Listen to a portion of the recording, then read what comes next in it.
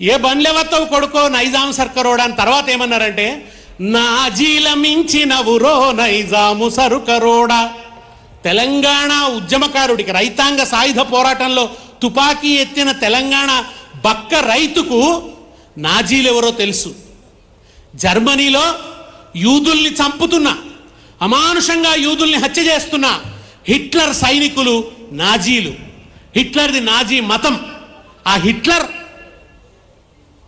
మా ఆర్యుల రక్తం గొప్పది, మా నాజీల రక్తం గొప్పది, దీన్ని యూదులు మలినం చేస్తున్నారని చెప్పి 64 లక్షల మంది యూదులను గ్యాస్ ఛాంబర్లలో వేసి చంపిండు. అంటే ఒక గ్యాస్ ఛాంబర్లోకి పంపించి విషవాయువు పంపిస్తారు, ఆ విషవాయువుతో వాళ్ళందరూ చచ్చిపోయారు. 64 లక్షల మందిని చంపాడు.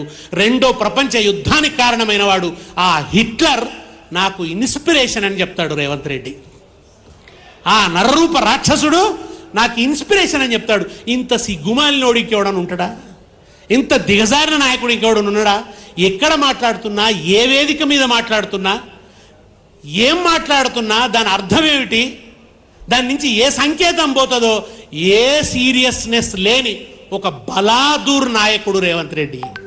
కేవలం బలాదూర్ అయితే పర్వాలేదు, ఉత్త బటాచోర్ నాయకుడు కూడా, లూఠీ చేసే నాయకుడు, బలాదూరు బటాచోరు నాయకుడు, అందిన కాడికి అడ్డంగా దోచుకుంటున్న బటాచోరు నాయకుడు.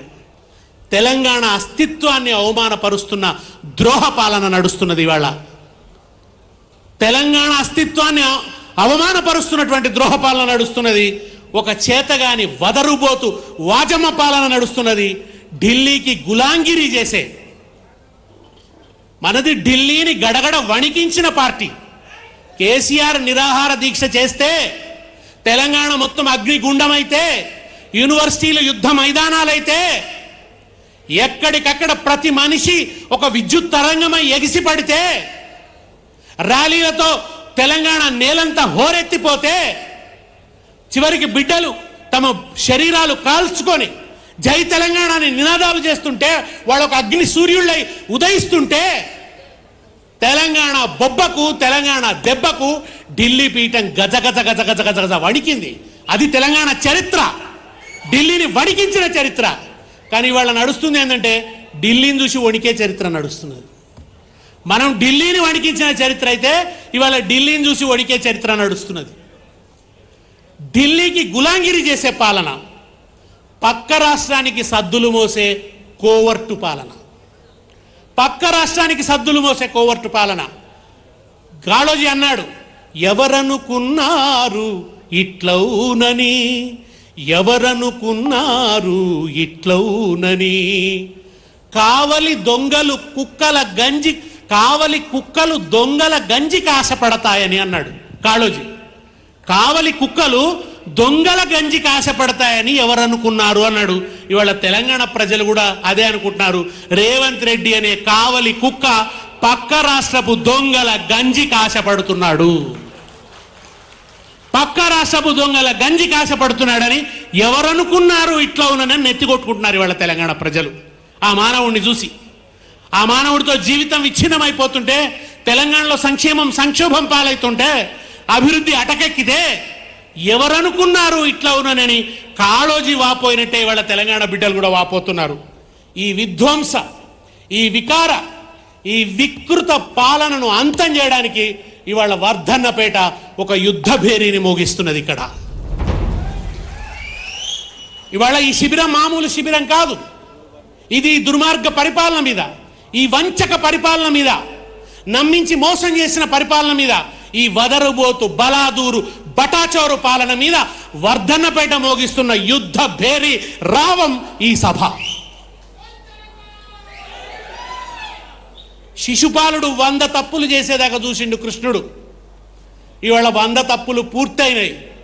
ఇక తెలంగాణ వర్ధన్నపేట చక్రాయుధం సంధించాల్సిందే, సుదర్శన చక్రాన్ని ఇక వదలవలసిందే, ఇక శిశుపాలుడు అంతం కావాల్సిందే. ఢిల్లీకి మూటలు మోసేటి ఒరి మురికి ముఖ్యమంత్రి, ఢిల్లీకి మూటలు మోసేటి ఒరి మురికి ముఖ్యమంత్రి, మా గల్లీ కడుపులు కొట్టుతున్నవు రకాంగిరేసు కంత్రి. ఇవాళ నిధులు ఢిల్లీకి పారుతున్నాయి. నిధులు ఢిల్లీకి, మన నీళ్లు నిధులు నియామకాలు కదా, నిధులు ఢిల్లీకి, నదులు ఆంధ్రాకు. నియామకాలు లేవు, భయానకాలే. నియామకం కోసం అడిగితే వీపులు వాయగొడుతున్నారు. లైబ్రరీలోకి చొరబడి 2 లక్షల ఉద్యోగాలు ఇస్తామని ఆశపెట్టి నిరుద్యోగుల్ని మీ పల్లకి మోసే బొయ్యిలుగా మార్చుకొని ఇంటింటికి తిప్పి మాకు ఉద్యోగం వస్తుంది కాంగ్రెస్ కోటేయండి అని అడిగిన పాపం ఆర్తితోని వాళ్ళకు లేనిపోని ఆశలు పెట్టి వాళ్ళను వాడుకొని ఇవాళ ఆ బిడ్డలు మా ఉద్యోగాలు ఏవి అని అడిగితే నెత్తి బలగొడుతున్నారు, నెత్తురు కళ్ళ చూస్తున్నారు. కనుక ఇవాళ నిధులేమో ఢిల్లీకి పోతున్నాయి. ఢిల్లీకి మూటలు మోసేటి ఒరి మురికి ముఖ్యమంత్రి, మా గల్లీ కడుపులు కొట్టుతున్నవు రకాంగిరేసు కంత్రి. ఎప్పుడు చూసిన ఒర్రుడు చదువుడే ఓరి ముఖ్యమంత్రి. ఎప్పుడు చూసినా కదే పని. ఒక్క గొప్ప విజన్ లేదు, ఒక గొప్ప ఆలోచన ప్రకటించింది లేదు, ఒక గొప్ప పథకాన్ని కన్సీవ్ చేసింది లేదు, ఒక గొప్ప పథకాన్ని ప్రవేశపెట్టింది లేదు, ఒక వర్గాన్ని ఆదుకున్నది లేదు.